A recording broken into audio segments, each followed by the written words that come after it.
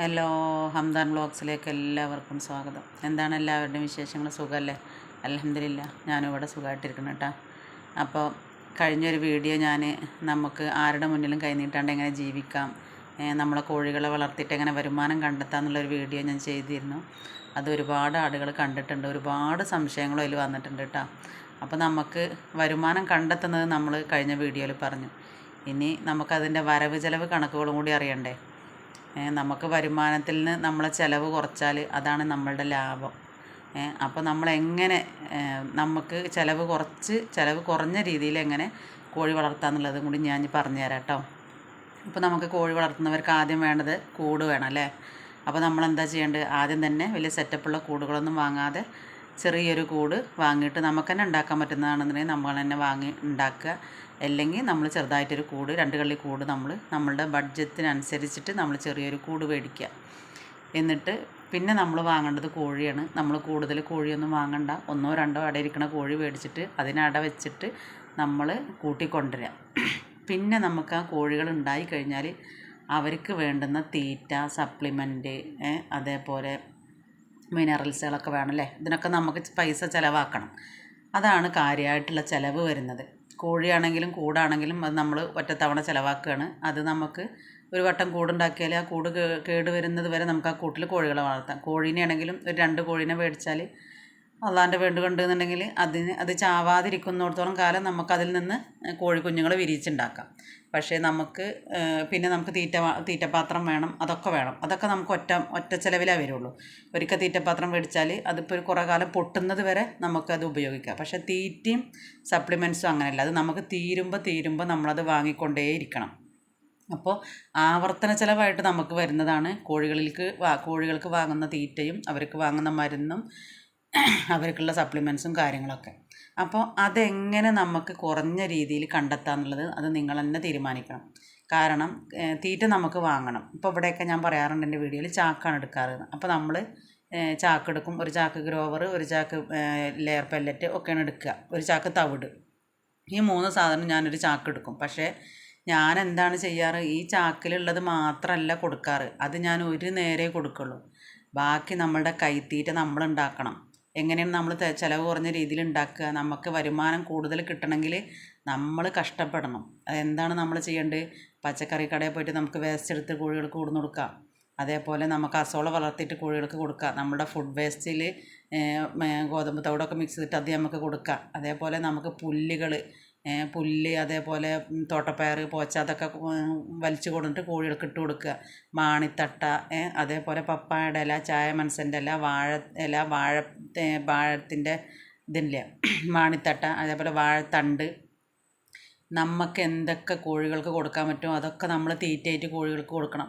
അതേപോലെ ചക്കയുടെ സീസണായ ചക്ക, അതേപോലെ മാങ്ങ സീസണായ അതേപോലെ ഇപ്പോൾ റംസാൻ്റെ നോമ്പായ കാരണം കൊണ്ട് ഒരുപാട് ഫ്രൂട്ട്സിൻ്റെ വേസ്റ്റുകളുണ്ടാകും. അതൊക്കെ കോഴികൾക്ക് കൊടുക്കുക.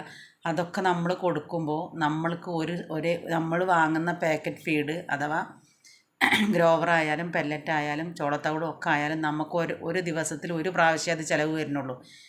ഞാൻ രാവിലെയാണ് കൊടുക്കും കോഴികൾക്ക്. നമ്മൾ പാക്കറ്റ് ഫീഡ് കൊടുക്കുമ്പോൾ എനിക്കൊരു പാത്രത്തിലൊരു അളവുണ്ട്. ആ പാത്രത്തിനൊരു പാത്രം കൊടുത്താലും അത് വൈകുന്നേരം വരെ ഉണ്ടാവും. എന്താണെന്നറിയോ? ആ തീറ്റ മാത്രമല്ല ഞാൻ കോഴികൾക്ക് കൊടുക്കുക. ബാക്കിയുള്ള തീറ്റയൊക്കെ ഞാൻ ഫ്രീ ആയിട്ട് എനിക്ക് കിട്ടുന്ന തീറ്റകളാണ് ഞാൻ കൊടുക്കുന്നത്. ഇലയാണെങ്കിലും അതേപോലെ അസോളയാണെങ്കിലും അതേപോലെ ഇപ്പോൾ ചക്കയുടെ ടൈം ആയതുകൊണ്ട് പ്ലാവ് നന്നായിട്ട് ചക്ക വീഴുന്നുണ്ട്. അതൊക്കെ ഞാൻ കോഴികൾക്കാണ് ഇട്ട് കൊടുക്കുക. ഇപ്പോൾ നേരത്തെ നിങ്ങളവിടെ കണ്ടിട്ടുണ്ടാവും ഒരു പഴക്കൊലയുടെ തണ്ടാണ് അവിടെ കിടക്കുന്നത്. ഇവിടെ ഒരു മോളെ പറമ്പിൽ പഴക്കൊല ഉണ്ടായിട്ട് അതിപ്പോൾ റംസാനായ കാരണം കൊണ്ട് നമുക്ക് അത്യാവശ്യം എടുത്തിട്ടും ബാക്കിയും വേസ്റ്റായപ്പോൾ അത് കോഴികൾക്ക് കൊണ്ടുവന്നിട്ട് കൊടുത്തു. അതേപോലെ ഫ്രൂട്ട്സിൻ്റെ ഉണ്ടാവും, അതൊക്കെ കൊണ്ടുവന്നിട്ട് കൊടുക്കും. അതേപോലെ നമ്മളുടെ നേന്ത്രപ്പഴത്തിൻ്റെ തൊലി ഉണ്ടാവും, ചെറുപഴത്തിൻ്റെ തൊലി ഉണ്ടാവും, അതൊക്കെ കട്ട് ചെയ്തിട്ട് കൊണ്ടുവന്നിട്ട് കൊടുക്കും. അങ്ങനെ നമ്മൾ വേണം കോഴികൾക്കുള്ള തീറ്റ കണ്ടെത്താൻ. അല്ലാതെ നമ്മൾ 10 കോഴീനെയും വാങ്ങി ഒരു ചാക്ക് തീറ്റ ഇറക്കി നമ്മൾ ആ തീറ്റ മാത്രം കൊടുക്കുകയാണെന്നുണ്ടെങ്കിൽ ആ തീറ്റ 15 ദിവസം കൂടിയും പോവില്ല. ശരിക്കും ഞാനിപ്പോൾ ഒരു തീറ്റ ഒരു മാസത്തിലേറെ പോകും എനിക്ക്. ഈ തവിട് എനിക്ക് 2 മാസം പോകും 50 കിലോൻ്റെ ഒരു ചാക്ക് എടുത്താൽ. ലെയർ പെല്ലറ്റും ലെയർ മാഷും എനിക്ക് ഒരു 1.5 മാസം പോകും. ലെയർ പെല്ലറ്റൊക്കെ അത് ഞാൻ ഈ തീറ്റയൊക്കെ കൊടുക്കുന്നത് കൊണ്ടാണ് എനിക്കത് 1.5 മാസം പോണത്. അല്ലെങ്കിൽ എനിക്ക് 15 ദിവസം പോലും പോകില്ല. കാരണം അത്രയും കോഴികൾ ഇവിടെ ഉണ്ട്. അതെന്തുകൊണ്ടാണ് ബാക്കിയുള്ള കൈത്തീറ്റകളൊക്കെ ഞാൻ സംഘടിപ്പിച്ച് കൊടുക്കുന്നതുകൊണ്ടാണ് നമുക്ക് തീറ്റയിൽ കുറക്കാൻ പറ്റുന്നത്. അപ്പോൾ തീറ്റ ചിലവ് എങ്ങനെ കുറക്കാന്നുള്ളത് മനസ്സിലായില്ലേ? എല്ലാ ഫുഡ് വേസ്റ്റുകളും പച്ചക്കറി കടയിൽ പോയിട്ട് ഇഷ്ടം പോലെ കിട്ടും, അത് കൊണ്ടുവന്ന് കൊടുക്കുക. പിന്നെ നമുക്ക് ഒഴിച്ചുവിടാൻ പറ്റാത്തതാണ് സപ്ലിമെൻറ്റ്സുകൾ അല്ലേ? നമ്മൾ കോഴികളെ പുറത്ത് വിട്ട് വളർത്തുന്ന ആളുകളാണെന്നുണ്ടെങ്കിൽ അവർക്ക് മണ്ണിൽ നിന്നും കണ്ട എല്ലാതും തിന്നിട്ടൊക്കെ അവർക്ക് അതിൻ്റെ ആവശ്യം വരുന്നില്ല. പക്ഷേ നമ്മൾ പിന്നെ വളർത്തുന്ന വീട്ടിൽ അങ്ങനെ അടച്ചിട്ട് വളർത്തുന്നതുകൊണ്ട് അവർക്ക് സപ്ലിമെൻറ്റ്സുകൾ വേണം. അപ്പോൾ നമുക്ക് ഗ്രോവിപ്ലെക്സ് വേണം, പിന്നെ നമുക്ക് വിമറാൾ വേണം, പിന്നെ നമുക്ക് വേണ്ടത് ടെഫ്രോളിൻ വേണം, ഈ നെയ്ക്കട്ടലിനുള്ള ടെഫ്രോളിൻ വേണം, പിന്നെ നമ്മൾ സിങ്കോവിറ്റ് മേടിക്കും, അത് വേണം. ഇതൊക്കെ സപ്ലിമെൻറ്റ്സുകളാണ്. ഈ സപ്ലിമെൻറ്റ്സുകളൊക്കെ നമ്മൾ ഓരോ കുപ്പി മേടിച്ച് വെച്ചിട്ട് പിന്നെ നമ്മൾ എന്താ ചെയ്യേണ്ടതെന്ന് വെച്ചാൽ നമ്മളെ പ്രകൃതിയിൽ നിന്ന് കിട്ടുന്ന തുളസി, അതേപോലെ കൊഞ്ഞിക്കൂർക്കൾ, അതേപോലെ ഇഞ്ചി, വെളുത്തുള്ളി, ചുവന്നുള്ളി, അതേപോലെ മുത്തൽ, കിയാർനെല്ലി, അങ്ങനത്തെ ഒക്കെ കിട്ടുമല്ലോ നമുക്ക്. അതൊക്കെ കൂടി അരച്ചിട്ട് പച്ചമഞ്ഞൾ, വാരിവേപ്പിൻ്റെ ഇല, ഇങ്ങനത്തെ അതിൻ്റെയൊക്കെ ഞാനൊരു വീഡിയോ ചെയ്തിട്ടുണ്ട്, നിങ്ങളതൊന്ന് പോയി കാണണം കേട്ടോ. അതൊക്കെ കൂടി അരച്ചിട്ട് നമ്മൾ ഇടയ്ക്കിടയ്ക്ക് കോഴികൾക്ക് കൊടുക്കുകയാണെങ്കിൽ നമുക്ക് അസുഖങ്ങൾ വരാതിരിക്കും. ഇമ്മ്യൂണിറ്റി പവർ കൂടുതൽ കിട്ടും ഇവർക്ക്. സബോളയൊക്കെ കിട്ടുമ്പോൾ നന്നായിട്ട് കൊത്തി അരിഞ്ഞ് കൊടുക്കുക. ചെറിയ ഉള്ളിയൊക്കെ പേസ്റ്റ് രൂപത്തിൽ അരയ്ക്കുക. ഇഞ്ചി, അയമോദകം, അതിൻ്റെയൊക്കെ ഒരു വീഡിയോ ഞാൻ ചെയ്തിട്ടുണ്ട്. ഇതൊക്കെ മാസത്തിലൊരിക്കലും അല്ലെങ്കിൽ 15 ദിവസത്തിലൊരിക്കലെങ്കിലും കോഴികൾക്ക് ഇങ്ങനെ കൊടുക്കുക. അപ്പോൾ അവരുടെ ഇമ്മ്യൂണിറ്റി വർദ്ധിക്കണ കാരണം കൊണ്ട് നമുക്ക് അത്ര പൈസക്ക് ചിലവില്ല. എന്തിന് ഇവർക്ക് മരുന്ന് വാങ്ങണ്ട, അങ്ങനത്തെ ചികിത്സകളൊന്നും നമുക്ക് ചികിത്സിക്കേണ്ട കാര്യമില്ല. അപ്പോൾ നമുക്കതവിടെ ലാഭമായി, അങ്ങനത്തെ ഒരു പ്രശ്നം വരില്ല. പിന്നെ നമുക്ക് മൾട്ടി വിറ്റാമിൻ എന്തായാലും ഇവർക്ക് കൊടുത്തേ പറ്റുള്ളൂ. അതിന് ഓരോ കുപ്പി ഗ്രോവിപ്ലെക്സ് ഒക്കെ വാങ്ങിയിട്ടുണ്ടെങ്കിൽ ഒരു മാസമൊക്കെ പോകും. ആഴ്ചയിൽ ഒരു ദിവസം കൊടുക്കുക, അതേപോലെ ആഴ്ചയിൽ ഒരു ദിവസം ടെഫ്രോളിൻ കൊടുക്കുക, സിങ്കോവിറ്റ് ആഴ്ചയിൽ ഒരു ദിവസം കൊടുക്കുക. ഇതൊക്കെ ഇങ്ങനെ മാറി മാറി കൊടുത്തും കൊണ്ടിരിക്കുമ്പോൾ അതൊന്നും നമുക്ക് അത്ര വലിയ പ്രശ്നമായിട്ട് വരില്ല. അപ്പോൾ ഒരു മാസത്തിലിപ്പോൾ നമ്മൾ കുറച്ച് വാങ്ങിയാൽ ഒരു 2 മാസമൊക്കെ പോകും.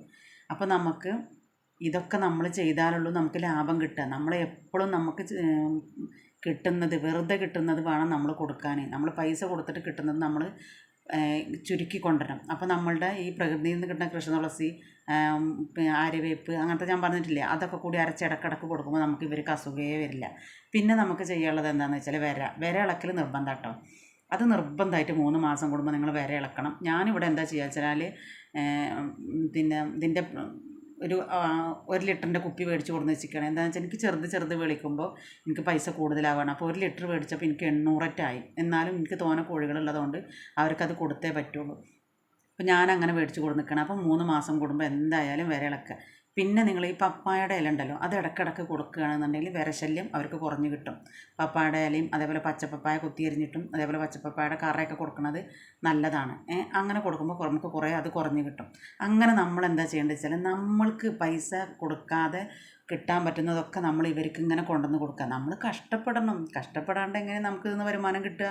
നമ്മൾ വെറും പൈസ കൊടുത്ത് വാങ്ങണത് മാത്രം കൊടുത്താലൊന്നും നമുക്ക് ഒന്നും മുതലാവില്ല.